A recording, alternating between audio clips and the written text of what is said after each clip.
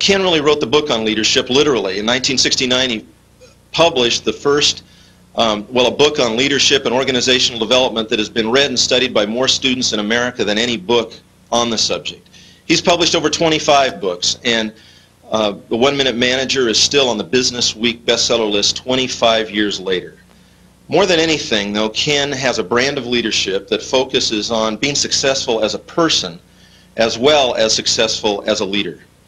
And my experience with Ken, and everybody that I know who has, would tell you that Ken is his brand of leadership. That what he has accomplished in his life, not only as a teacher, not only as a business, but as a person, is something to be admired. It's with great pleasure that I introduce to you Dr. Ken Blanchard.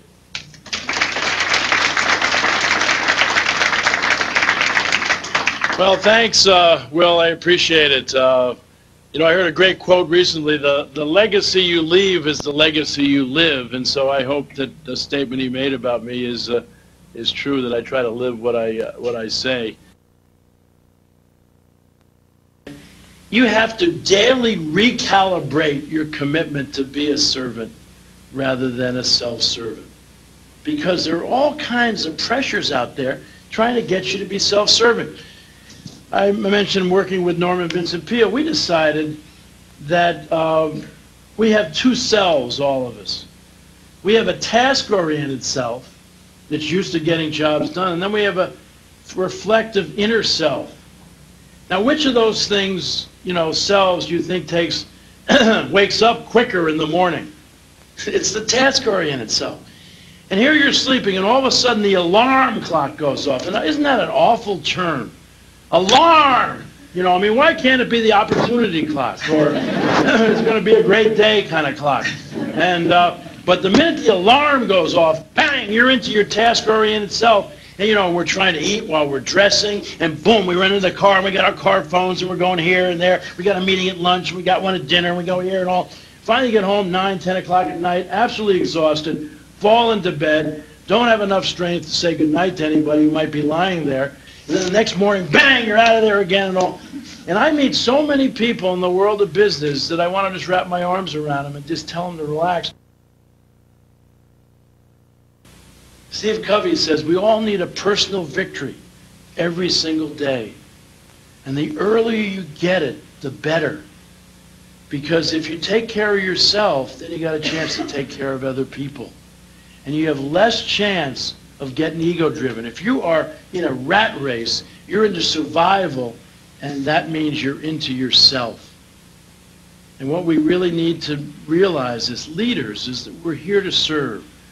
And we're not here to try to please everybody or have the inmates run the prison, but we're here to serve. And what are you there to serve? You're there to serve the vision and values and direction that have been established, because that's what you're trying to focus on. And he has a great book, if you haven't seen it. It's called If You Want to Walk on Water, You Got to Get Out of the Boat. But he talks about when he was young, his grandmother was an incredible Monopoly player. And you ever played Monopoly? But she was vicious, he said, when she played Monopoly. And at the end of every game, she had wiped him out. And, you know, she had Broadway, and she had Park Place, and she had Boardwalk and all. He had nothing. And she would always get this smile on her face, and she would say, John, someday you're going to learn how to play the game. And so one summer, a kid moved next door who was a great Monopoly player. And so John practiced with this kid every single day because he knew his grandmother was coming in September. When Grandma showed up, he ran in the house and gave her a big hug and a kiss. And he said, Grandma, how about a Monopoly game? Her eyes lit up. She said, let's go, John. But he was ready for her this time. And he came out of the chute, and he wiped his grandmother out. At the end, she had nothing, and he had everything. He said it was the greatest day of his life. And his grandmother smiled, and she said to him, John, now that you know how to play the game, let me teach you a lesson about life. It all goes back in the box. He said, what do you mean? Everything you bought, everything you accumulated, it all goes back in the box. And isn't that what it is about life? At the end of life, you can push and shove for wealth, recognition, and power and status. But that all goes back in the box. What's the only thing you get to keep? It's probably your soul, and that's where you store who you loved and who loved you. And that's about where all the action is. And now we'd like to go to the Capital Club Raleigh and the Cardinal Club. Mark Horney, are you there? Yes, I'm here, Will. Thank you. I'm Mark Horney at the Capital City Club in Raleigh, club manager, and I'd like to introduce Mr. James Carroll, chairman of our Young Executive Committee, to ask a question. Dr. Blanchard, it was great talk. Thank you so much. Your first point was to have clear goals. Can you talk a little bit about the process that we can go through as to defining our goals and setting those goals?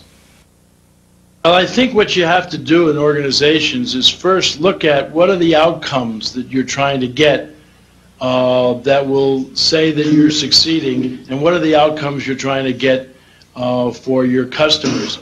And all goals have to be measurable or they're useless. If you can't measure something, you can't manage it. And so the goal-setting process has to start at the top of the organization, which sets the organizational goals. And then as you go down the organization, everybody else's goals got to fit in with the umbrella of the top goals. But what happens to a lot of people is that they end up getting evaluated on things that have nothing to do with how the organization performs. I go into organizations all the time, and they'll say, "You'll love our new performance review system. We got a new form." And I'll say, "You can throw those forms away." But I look at them, and they evaluate people on things like initiative, willingness to take responsibility, promotability, all this. Nobody knows what it means, so they end up sucking up the hierarchy, trying to get a good relationship with their boss, because that's the only way they know that they can succeed. And so when I was a college professor, you could imagine, I was 10 years in universities, but I was always in trouble. I got investigated by some of the best faculty committees. And the thing that drove the faculty crazy is the first day of class, I gave out the final examination. And they said, "What are you doing?" I said, "I'm confused." They say, "You acted." I said, "I thought we were supposed to teach these kids." "You are, but don't give them the questions in the final." And I'd say, "Not only am I going to give them the questions in the final, what do you think I'm going to do all semester? I'm going to teach them the answers. So when they get to the final exam, what do they get? A. They get A. Life is all about getting A's, not some stupid normal distribution curve. In so many organizations, you have to screw a certain percentage of your people regardless of their performance. And so when you talk about goal setting, to me, that's giving people the final exam ahead of time. So one of the ways that can help you is to say, if I was going to give somebody a final exam on how well they did in this job, what would I be looking at? What would be good scores and all? And how do I make sure that they get that up front? Let's go to the University Club in Houston, where Joel Jaffe is standing by. In Houston, good to be with everybody. And Nick Lanza from our Board of Governors would like to ask a question. Good morning, Dr. Blanchard. Dr. Blanchard, I manage about 25 people at our firm, and the one thing I see most often is people struggle between being a leader at work and also being a leader in their personal lives. Any suggestions or advice on how people can feel successful in being a leader both at work and in their personal lives? Well, one of the things I think you have to do is to recognize that the same things that make you successful as a leader at work are the ones at home. And both of them take some time. And one of the things I got interested in a number of years ago was the difference between peak performers and workaholics. And workaholics never shut the motor down. They're always thinking about work and all. And they get home and they're not there. And so they really aren't effective to be a leader. They got glassy-eyed looks when they're talking to their kids. And peak performers are different. Peak performers are willing to work, 28, 30 hours a day, and then they will shut the motor down and get on to other kinds of things. And I think what we need to do is to realize on a day-to-day basis today, we're not going to probably have balance anymore because the world is a little out of whack. But what you got to do is when all of a sudden maybe, boom, you're really going like crazy because you need to, at work, then shut it down and then focus your energy. When you get home, you know, leave your phones, leave your Palm Pilots and everything behind you, and focus in on what you're doing there. And the balance will happen not on a day-to-day basis, but as you kind of look at things. But if you're always focused on work, then you're not going to be a very effective leader in both those domains. You got to be able to focus your energy when you're in both places to be the best. And now let's go to the Capitol Club in Montgomery, where Chuck Anderson has a question. This is Chuck Anderson, Capitol Montgomery. My question will be asked by Mr. Richard Fiore from our Board of Governors. Thank you. What is your opinion of the statement, great leaders must be great mentors, and how does this work in an age where managers and parents may know so much less about the technology than their children or their younger workers?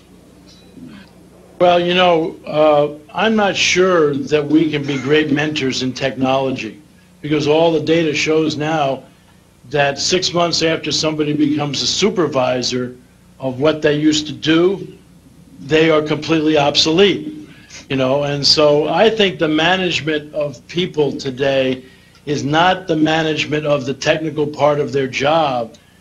If they don't know the technical part of the job, you got to get some outside trainers. Your job is to manage their expectations, to manage their attitudes, to keep the focus on them and their capabilities to learn and to operate. And I think that's where we can mentor. I mentioned before that there are 3 parts of managing people. One is performance planning, where you give them the final exam.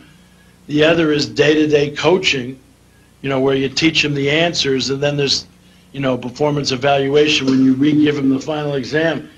And the least done by people is the day-to-day coaching. And I think one of the best ways, you know, to mentor and help people is to wander around, see if you can catch them doing something right, be there to notice, talk with them if they're having a problem, try to get them a resource that could help them, and all that kind of thing. So often in organizations, if they do set goals, everybody files them, and they don't get them out until someone says, you know, you got your performance evaluation, and they're running around all over trying to find the goals.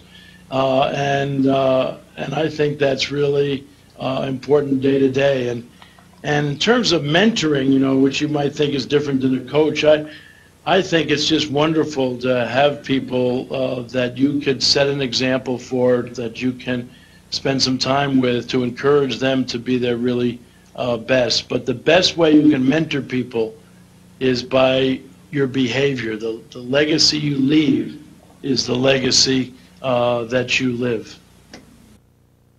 This is a Columbia Tower Club in Seattle, so I'm going to be asking it on behalf of L. Tracy.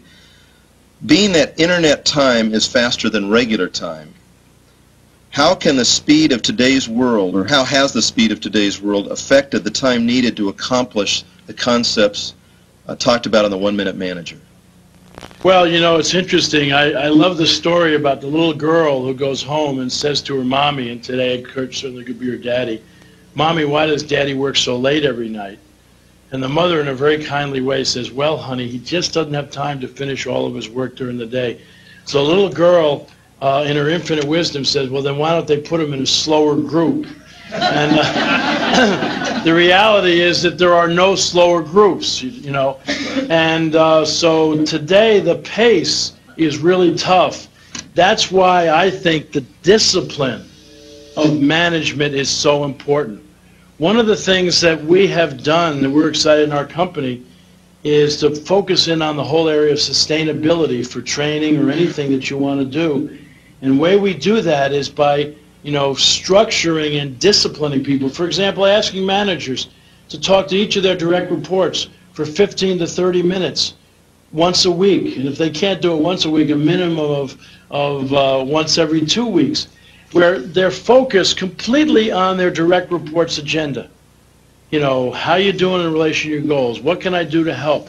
We have to get disciplined. If you think about people who are thoughtful in your life, you know, they send you a birthday card every year. Why do they do that?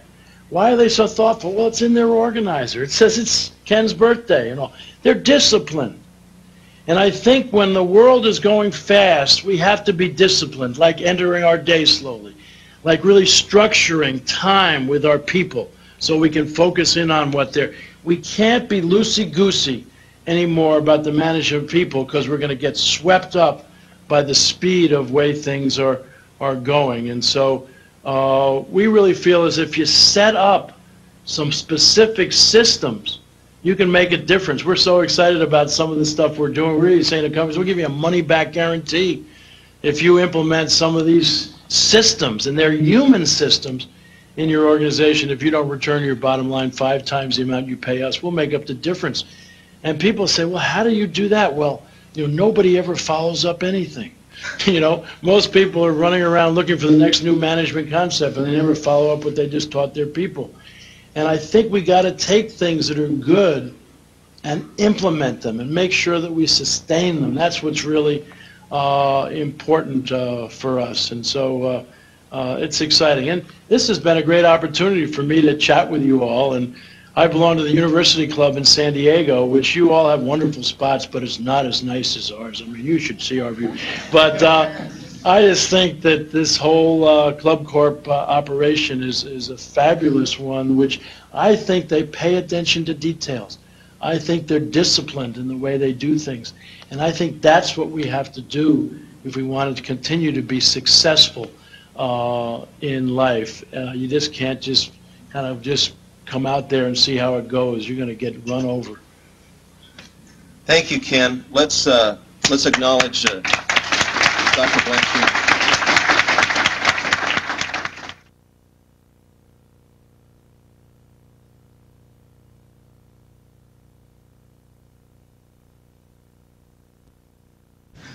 Well, good morning. We're coming to you live from the Center Club in Costa Mesa. We're broadcasting this on a closed-circuit basis to over 70 clubs across the country. We're grateful and glad that you're here today with us. When Bob Dedman and I sat down to discuss what we really wanted to accomplish with the Leaders Legacy series, we came up with 2 ideas. One is that in the tradition of his father, which established the first Club Corp Club in 1957, to be a place that's a haven and a refuge for members to come and talk and discuss and be with one another and have fun with one another in a private setting. We talked about having a similar kind of opportunity for some of the greatest leaders of our time to come and speak in a kind of off-the-record way, a way that would allow them to say what's in their heart, to talk about the convictions of their soul, the things that they've learned the most about in their lives that mean the most to them. And the second thing that we talked about was to create an avenue where members could talk about the ideas presented in small groups after the meeting to create deeper connections and talk about things that really matter to them. And that's what we're trying to accomplish. We understand that the first Leaders Legacy series with Ken Blanchard was a great success. And those of you who have participated in a discussion afterwards, we've gotten many emails and phone calls about how rich and rewarding that is. Today we want to remind you and invite all of you who can stay after to discuss and share ideas that maybe have had an impact in the last hour to do so. And even if you only have 15 minutes, whatever time you have to get better acquainted with one another. After all, that's the purpose of a club.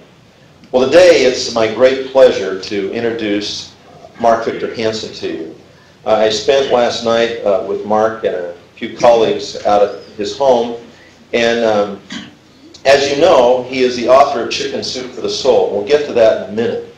I just want to tell you a little bit about his background. He grew up in modest circumstances, but always had big ideas. He started a rock and roll band in the 1960s, which allowed him to finance a college education all the way through a doctorate degree.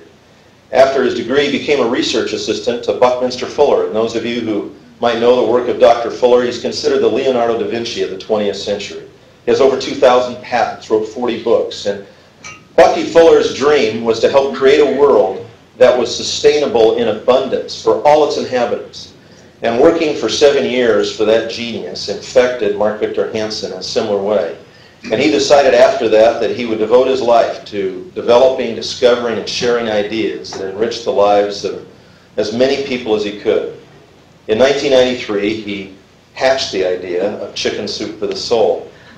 40 publishers turned him down. It's one of those stories. And he finally found a publisher and has since sold over 80 million books. It's a phenomenon in the world of publishing.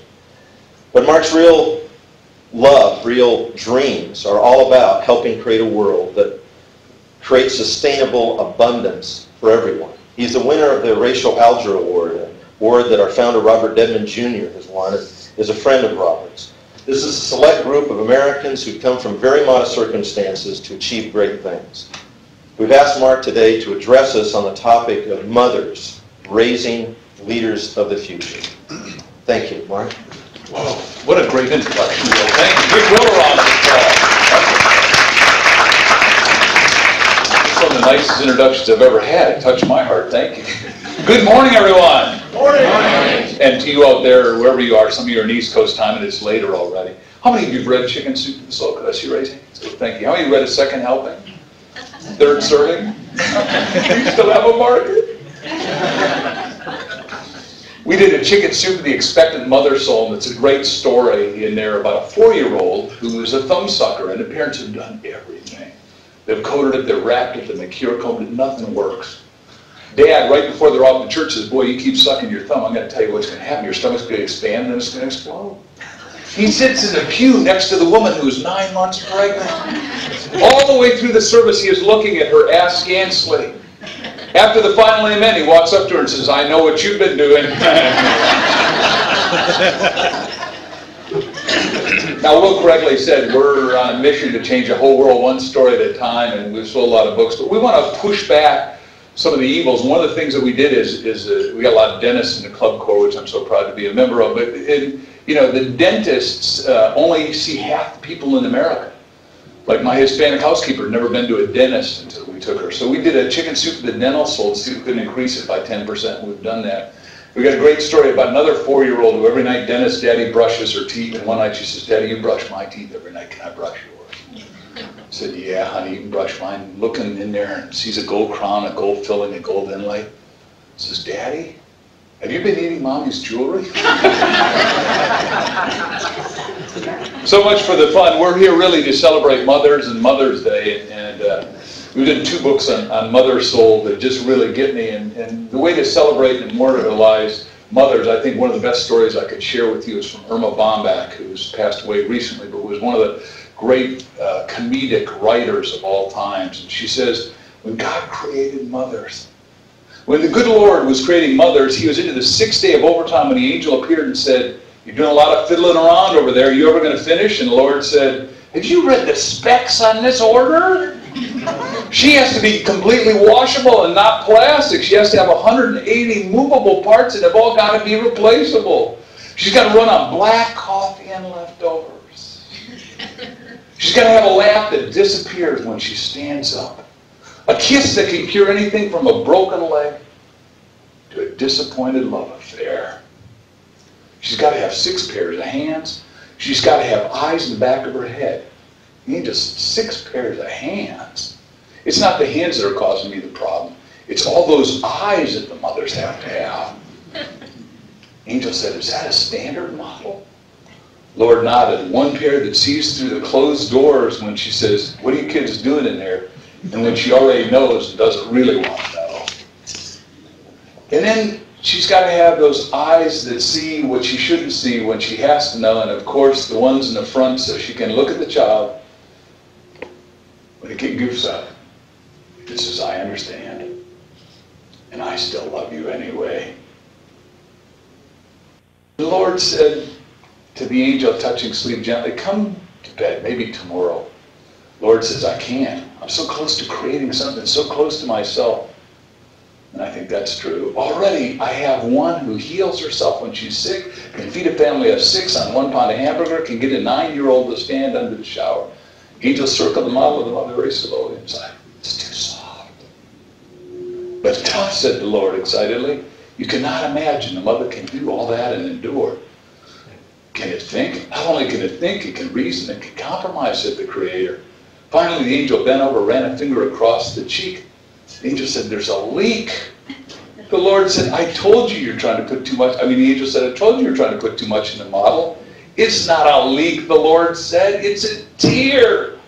It's for joy, sadness, disappointment, pain, loneliness, and pride. You're a genius, said the Lord. The Lord looked somber. I didn't put that in there. Mothers do so much. They create all the values in the family. They're significant beyond measure. We're talking about mothers being the leader of leaders. We're saying, look, you're the best multitaskers that exist, whether you're a mother, a stepmother, a grandmother, a mother-in-law, in a blended family, or whatever kind of family. And we're saying, look, what we're asking you to do today is just zip open your little heart chakra, your heart energy zone, and just we get to envelop. And thank God we have Mother's Day coming up here that we can celebrate all the mothers to be bigger than ever.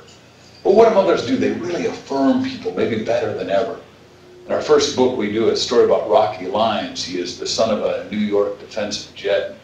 He and his mother, Kelly, are driving down the road, and there's an accident that happened. She tries to swerve and then spins and goes over the side. Unfortunately, the truck goes down the embankment and crashes and crushes her chest, and the car's upside down and blood spilling out of her mouth. And little Rocky's only 5 years old. And he says, why are the tires upside down, Mommy? And she's not answering, and she's leaking blood. And he says, I don't know, Rocky, but you better go up the top of the hill and get help. And Rocky can smell the fumes and no disaster is looming, so he goes over around the car. Somehow he lived through to open the door, and he couldn't get her out at first, so he pushes back the electric seat. She says, Rocky, come on, just go get help. He says, no, Mommy, you're in danger, so you just hold my hand. You always had me read that book, The Little Engine That Could. I think I can, I think I can. And then I'll say, I did. You just hold my hands and I'll pull you out of here. And with his little baby-type body, he takes her 104 pounds and puts it on his shoulder and gets her to the top of the hill and gets her to the hospital, gets flags down the truck and gets the truck driver to stop and gets her to the hospital. She had a most beautiful face with a pointed nose and thin lips and high cheekbones. After 344 stitches, she had a pug nose, she said, flattened cheeks and fat lips. But the point is, what it says is that all readers, you know, old John Kennedy said, all readers aren't leaders, but all leaders are readers. And he was read to by his mom. And one of the things that Jack and I want to do is get everybody to be read to, because little chicken soup stories are good. They just touch your heart, they just touch your soul. And stories are good for us. And you know, we're doing 74 more books, so would we like you to write stories? Go like that. We pay you for those stories, because we just think it's good. So we want to challenge you to affirmationally be into unconditional love at maybe levels you've never even thought of being. You know, affirm anybody. If you've got something positive to say to somebody, say it. You know, how well does it work? You know, my mother always said, you're going to grow up and become a great salesman. And then, as you heard Will say, the Beatles came out. I was watching the Beatles, and I immediately called my best old Danish buddy, Gary Youngberg. And I said, did you see that? He said, man, they got everything, don't they? I said, yeah. We're starting a rock group. And he said, what do you play? And I said, nothing. He said, what do you play? I said, nothing. I said, then we're qualified. He said, how can you say that? I said, look at Ringo. Actually, he's a great percussionist. And so we started a little rock group, and we were starting to book, and because, you know, everybody in the club is in business at some level, and I teach that you ought to grow rich in your niche. I didn't even know what niche marketing was then, but I went to all the YMCAs and I started booking us, you know, every night. And then after I booked us, I booked 28 other bands. So I made a fortune quick. It was fun. And that's why, you know, I said someday I want to grow up and be able to be in an energetic, savvy atmosphere with people that are willing to be challenged at gut level to make a difference. Now, why are we talking about leaders that lead and mothers of leaders? Because if you can see more in the kid than they see in themselves, they grow up and bloom and prosper. One of my close friends who just passed away is Og Mandino, the guy who wrote The Greatest Salesman. If you've never read that book, you want to read it. But here's a guy who was a great aviator in World War II, came out, become an alcoholic, dumped on himself, was one to kill himself. He was so down and depressed and disconsolate that he went in a library after buying a gun and he couldn't kill himself, and a book falls off the bookshelf by W. Clement Stone, a member in the Midwest, and the book was The Success System That Never Fails. And he walked all the way from New Hampshire all the way to Chicago to go work for this guy, and he's working for him, and he starts writing for him, and he creates a magazine with him called the Success Magazine, and then he stays up late at night and writes. When I interviewed him one time, I said, Og, how did you do it? He said, since I was a little baby, my mother always said I'd grow up and become one of the greatest writers in the world. Does a mom's affirmations matter? Go like this. And it doesn't matter what age. I mean, it may be a grandmother watching, and you may have more influence because you've got a little bit more time, a little bit more teachable moment. I mean, it's like our friend Les Brown, who a lot of you know. Les, his mommy left him, so she went down the street and said, look, I've had these kids out of wedlock, and why don't you Grandma Brown, you've always wanted to take and have kids, now you've got twins, Wesley and Leslie, and just bring them up together and love them real good. And she did, and Les went through our American school system, but he was undistinguished. He was told he had a 90 IQ, was mentally retarded, uneducable, handicapped, and slow. That wasn't true for him, and it's not true for anyone. There's nobody that's stupid. There's just some people that haven't plugged into the system. And at Harvard now, Gardner says, look, there's 7 kinds of genius. It's not just linear verbal. There's lots of geniuses. And Les wanted to be a radio DJ, and when he's graduating high school, because they let him go through the school system, he's graduating high school, and it's so fun for him because he's hearing this guy saying, one of you in here has got genius. He just perked up, went up to Mr. Washington, pulled at his coat and said, you're talking to me. And the guy laughed derisively, but Les started going up to the radio station. He had a little cardboard box and memorized all the radio palaver. Les said, if you want to succeed, you got to be hungry. What have you got to be, everybody? Hyphenated, if you would, please. Float with me. Hungry. Those of you watching, I know it's a little flip, but remember, I'm in California. We have signs on the way out of California that says, leaving California, resume normal behavior. Anyhow, Les went to the radio station day after day and said, I'm here to work. They said, well, do you go to college? No, get out of here. Broadcast school? No, get out of here. DJ school? No, get out of here. One day he says, look, I'll work here free. They said, you can get cups of coffee.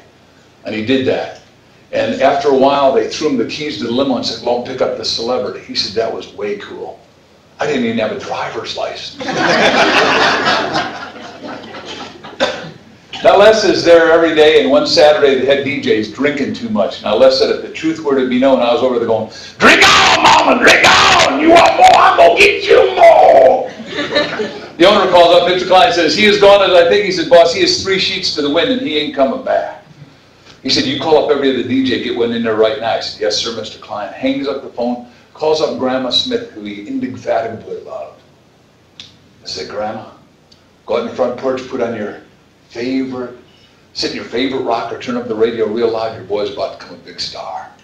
I remember this 35 years ago. Klein called back and said, who you got coming in? He said, nobody ain't available, boss. He said, son, do you know how to switch records? He said, yes, sir. He said, you don't say one word in the mic, I'll be there in 1 hour. Les goes in, flips on the microphone switch, said, this is me, LB, Triple P, your platter playing Papa. There's none before me, none after me. Therefore, that makes it the one, the only, the young, the single, the certified, bona fide, indubitably qualified to bring you satisfaction and a whole lot of action. Look out, baby, I'm your love man. In 1 year, he became the #1 DJ in Motown. Now, as Les, then he's gone on from there. He was one of our coaches on how to do a book. He had a book called Living Your Dream. They did a #1 bestseller. Then Oprah gave him $12 million to do a TV show for her. Then he called us up and said, boys, I want you to come to my wedding. I'm marrying the slow train to Georgia. Gladys Knight of Gladys Knight and the Pips. Now, as my friend Les, mentally retarded, uneducated, slow, or handicapped, go like this. Every one of us has got a genius. Touch yourself if you don't mind. I know it seems crazy, but it wakes up your subconscious. Say, I got a genius in here, everyone. And I'm the one learning to apply it. Everyone, and that's me go, oh, yeah, right. But you're all born rich. You're born with 18 billion brain cells. They can't come to work until you make the decision, and then your subconscious makes the provision. That's why I like the club, because you get to be with people that are here to make a difference. And in a new book series we're going to do, which we think is going to be bigger even than Chicken, the 1 Minute Millionaire, I'm doing with Bob Allen, and it's the path to becoming an enlightened millionaire. An enlightened millionaire is what this club's all about. Somebody that comes out of abundance. Because it's only abundance that you see abundance. And the Christian model is, you know, John 10:10, I've come you might have life and have it more abundantly. But every spiritual literature on the planet, the oldest spiritual literature is the Upanishads. It said out of abundance, he or she took abundance, and still abundance remained. I mean, who of us can drink in and absorb the best sunset or the best sunrise? There's more than enough for everybody. And once you get that state of mind, then you get to create massive value for other people. Then you get to be charitably philanthropic. And the guy that we think emphasizes that maybe the best thing you've got. I don't know what to do about that. By the way, you've got to have technical difficulties, whether it was my friend Dr. Kenny Blanchard or Stedman Graham, who comes here next, or Herb Keller. I mean, you've got the best minds in the planet just sharing with you, leadership principles. And what I'm saying is that our mothers get to see more in us than we see in ourselves, right? Back to the Enlightened Millionaire, now that I'm back just to finish that. Come out of abundance, you create massive value, you're charitably philanthropic, and then you make a difference. And I think that's what we're challenging this club to do, is have mothers, because you're so blissfully multitasking, right? I mean, you got a bigger corpus callosum than any man does. So you can see more in the kids and grandkids and the kids that hang around than they see in themselves. And that's all we're asking you to do. Just open up your heart, unconditionally love them. If you got something positive and encouraging to say, just enrich them and encourage them to go for the whole gusto. And one of the other things we got in here that I feel remiss if I didn't get to share it with you is all the letters from kids when they wanted to speak to God that I thought were really cool. It says, "Dear God, in school they told us about you, and what do you do when you go on vacation? Dear God, is it true that my father won't get into heaven if he keeps using the bowling words at home? Dear God, did you mean for the draft to look like that, or was it an accident? Dear God, instead of letting people die and having to make new ones, why don't you just keep the old ones you have now? And did you really draw all the lines around all the countries?" Which is a whole different issue, which is the one that I want to segue to. The book that we did, we got 51 chicken books out. And the one that's number one now for the last couple of weeks is called Chicken Soup and the American Soul. It's the one book that we didn't want to do. I mean, suddenly you have a guy hijack a country named bin Laden, and then he tries to hijack freedom in America. And as members of the Club Corps, are we going to allow that to happen? Go like this. And, so we caused a structural change by giving us 911. I want to go to two parts. First of all, we'll do the hard part, and then we'll do the humor of it. Is that fair? Sure. I mean, the hard part is that, once you've had a structural change, you can never go backwards. But Joseph in his many-colored coat, the last line, Genesis 50:20, says, "What you meant for my harm, God meant for my good." I think what bin Laden meant for our harm, God meant for our good. I think it's caused more value, and the people in the club have more chance to really be heart-to-heart, soul-to-soul, present time available with their kids and really say, look, what are the values that matter the most to me? I'll just give you two examples. My wife and I have two daughters, 14 and 16, and having dinner here not long ago, there was an 80-year-old couple not talking to each other, and at our table you fight for airtime. Melanie, just has been sitting on my lap doing all these chicken soup stories and interviews when we do drive time satellite. And she just couldn't handle it that this 80-year-old couple weren't talking, weren't interfacing, weren't holding hands.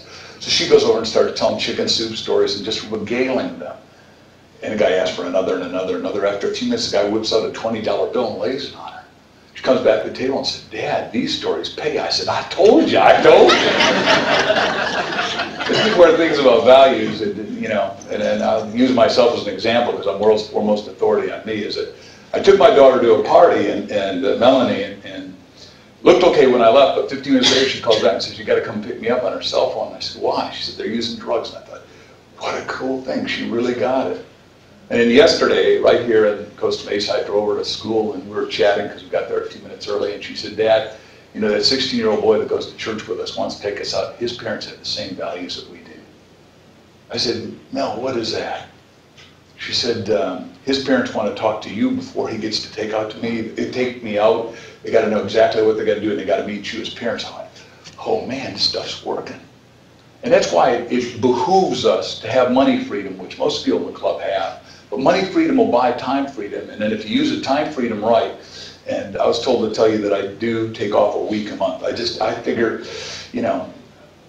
Judeo-Christian tradition says work 6, take 1 off, and that was great. But for somebody that's using their mind and is massively productive, we need more free time or less. Which one? Everyone say? Right, but you got to give it to yourself because you all are self-determining agents. Nobody gets to do it for you. And then you get to go to relationship freedom where you go knee to knee and metaphorically heart to heart. You say, look, on a scale of 1 to 10, how's our relationship? And anything less than 7, you say, what does it take to get back to the 7, assuming you wanted to enjoy intertwined beingness and have that great relationship. And then you go on to your spiritual freedom, which you figure out who you are in God and who God is in you, which is, we're the first generation in history to have that privilege. And then you go on to the creative freedom, which is what the club's really about, because you get to network with all the best people in the world. I mean, like, I've loved spending time with Nancy and Bob Dedman in different places in the country, just because they just have such heart and soul and spirit and goodness of character, and they've got such philanthropic hearts. I mean, they're visionary leaders that lead, and I'm thankful to have befriended them. Back to the whole 911 problem. One of the stories we have in there is about a little girl, 5 years old, Sonali. Her daddy is an environmental attorney. He is off to do his last case, and they're going to take a 1-year sabbatical. And kisses all the kids goodbye, kisses his wife, goes off to the airport in Boston. When he gets to the plane, he calls home to his wife, Kimmy, one more time and says, honey, I just want to tell you I love you and the kids, and I'm going out to California and get our pot of gold, and I'll be back. Kimmy says, Alan, you are our pot of gold. You don't have to get our pot of gold. You just come back safe. He got on the wrong plane that day. He got on Flight 93. Later on, Kimmy was watching TV, and she saw that Flight 93 went down, but all the people were willing to fight for freedom because the terrorists said, you go ahead and call your loved ones and tell them this is the last time you're ever going to talk. And they found out what had happened at the Trade Center, and Alan was part of the group that decided to say, let's roll. But no one lived. Well, Sonali's 5 years old. When Sonali comes home, she's just effervescing with euphoria like every kid, and Kimmy doesn't want to tell her what's gone wrong. After a while, she tells her, and then she cries uncontrollably for over an hour and a half. And she said, if I never hear that again, it'd be too soon. She says, finally tells her, and her big brother Chris doesn't think she quite gets it. So says, do you know what happened to Daddy? Said, yeah, he's working. Now Chris is convinced that the little sister doesn't have it at all and has lost it. Says, what do you mean he's working? Says, he's up defending the angels. This little girl sings like Celine Dion. And she sings at her daddy's funeral. She gets invited to sing over in Pennsylvania, gets invited by the governor to come out here and sing in California. She's flying out to California, and the flight attendant hears what this little girl's going to do. And says, would you sing your song to everybody on the plane, because they're all in pain just like you are over this great tragedy. But before we do, let's just walk up and down the aisle and I'll hold your hand. The flight attendant gets her back to the front before she sings and says, how many people do you think are on the plane? She says, oh God, there's got to be at least 1,000. I'm sure there's 1,000. So do you mind singing to everybody? He says, yeah, I'll sing to everybody. And she just wows, and there's not a dry eye in a plane. Afterwards, the flight attendant says, how do you have the courage to do that? She said, Daddy always said he'd be there to hold my hand if I ever needed him. I know just because he's on the other side, that didn't change. That's what good parenting is about. That's what I see happening at the club if we want it to. Where we get to make a difference. Where we get to have our hearts open and we get to love ourselves, love our family, love our extended family. Get to have it a little bit better. Now the joke, you know, I am the world's best-selling nonfiction author. I'm not bragging, that just is. And when you're at the top, you get lots of humor. And I've been on programs with Jay Leno, and I love him. And he does a chicken joke just about every week. But last week he said, we just found bin Laden's diary. He said, get up at 5, don't shower, don't shave, go to the bookstore, buy chicken soup for the cold-hearted bastard stole. And 10 years ago, when he was doing jokes about Saddam, he said, we found out Saddam had a bunker 100 feet underground, bomb-proof, bulletproof, weapon-proof, and chemical-proof, and still an Amway salesman got in. So even the most tragedy and the most trauma and the most travail, you get to prevail and get to see what you want. And the point is, well, how do you want to affirm yourself? How do you want to affirm your kids? One of our colleague Horatio members is the top neurosurgeon in the world. His mother got pregnant down here in San Diego. She had no husband, so she said, look, where will they let you work and be pregnant? She goes to Detroit to work in the auto industry. She has 2 sons that are not doing very well in school. In 3rd grade, one of the sons is willing to stab some other kid, and luckily hit a belt buckle that didn't kill the kid. And then he goes into the bathroom and he prays, and Mom always left a Bible there. She didn't know his mother was illiterate. Now, my parents were language illiterate, so and literacy is one of my issues. I've got like 10 major issues that I want to solve during the next decade. And illiteracy is one that we can get rid of now. With HyperStudio, we can make sure that 2 billion people that are disenfranchised on the planet can get literate, because literacy is the greatest form of slavery that I want to talk to you about a little bit. They have this kid's mother in 3rd grade, because he's failing out of 3rd grade, which is tough to do. She said, boy, you will read a book every day from now on. He starts reading a book, and she'd look over his little book report, and she'd check it. In 1 year, he went from being the bottom of the class to the top of his class. Then he ends up becoming the top pediatric neurosurgeon in the whole world and just did the 28-hour surgery that separated the two Siamese twins. It's amazing what you can do because your input predetermines your output. And from my heart to yours, I say, let's read aloud. Let's read aloud to each other. Let's read to kids, but cross-generationally, let's read. Let's